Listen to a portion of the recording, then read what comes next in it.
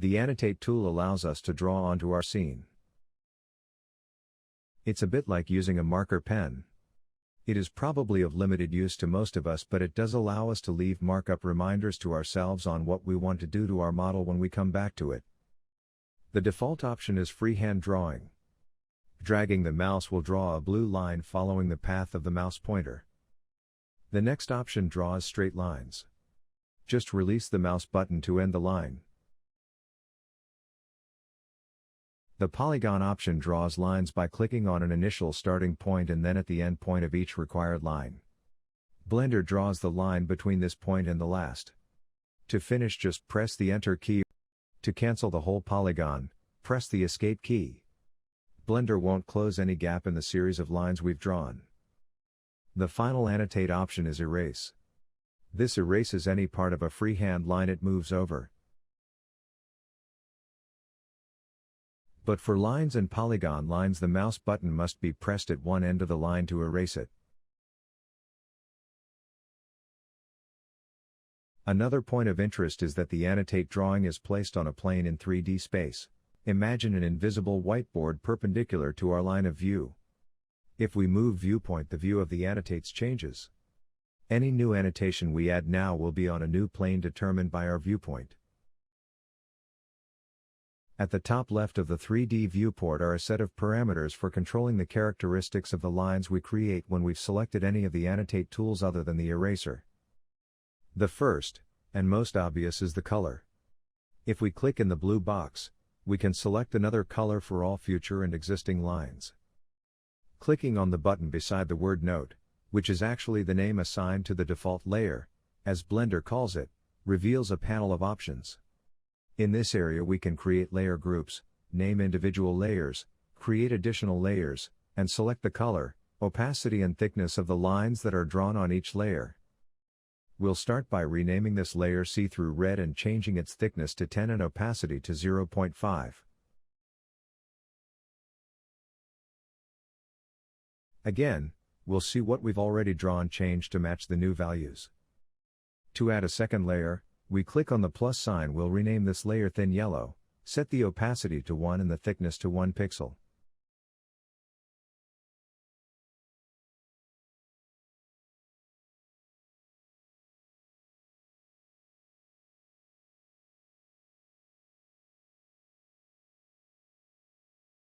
To swap between layers, all we need to do is click on the option we want to use.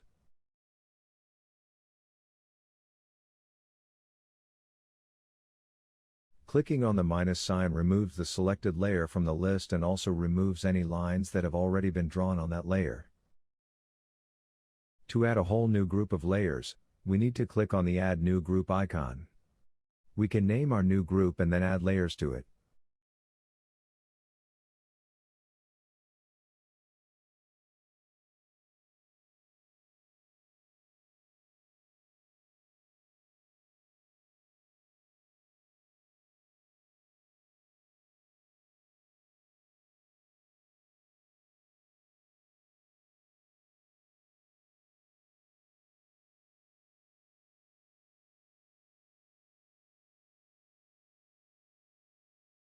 To switch between groups, click the Data Group button and select the required group.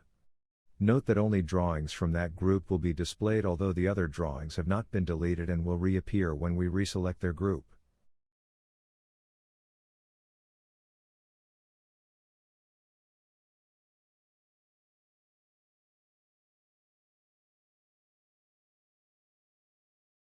To the right of the layer names are two icons. The eye icon toggles the visibility of that layer. To explain the purpose of the other icon, we need to first change viewpoint.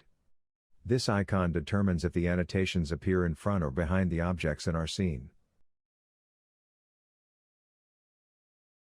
Moving along the properties line, we come to placement. The value here determines the position of our annotations in 3D space.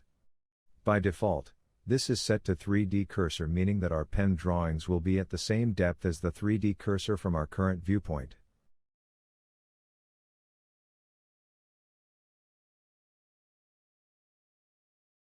The next option, View, causes the drawing to stay fixed to its current aligned even when we change viewpoint. It's as if the line has been drawn onto the surface of our screen. The final option is Surface. This option bends the lines we draw over the surface of any object that is behind those lines.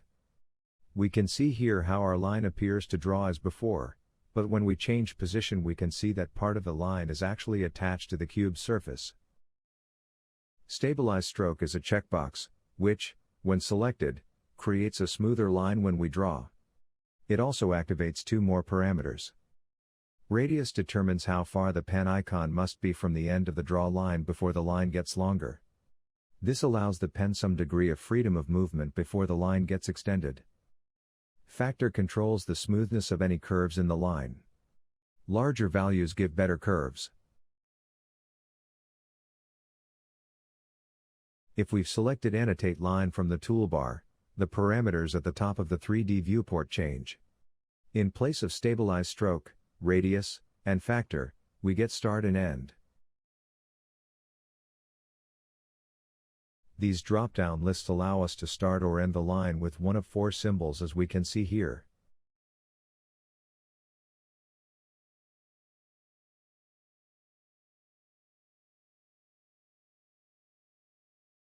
When using Eraser, we can set the radius of the active area under the mouse pointer. The radius can also be changed during the erasing procedure by rolling the mouse wheel. But we must keep the left mouse button pressed at the same time. If we are using one of the three drawing annotate options, we can quickly switch to the eraser option by dragging with the Control key held down. Note that the eraser will only erase lines drawn using the currently selected layer. We'll have to switch to another layer if we want some of its lines to be erased.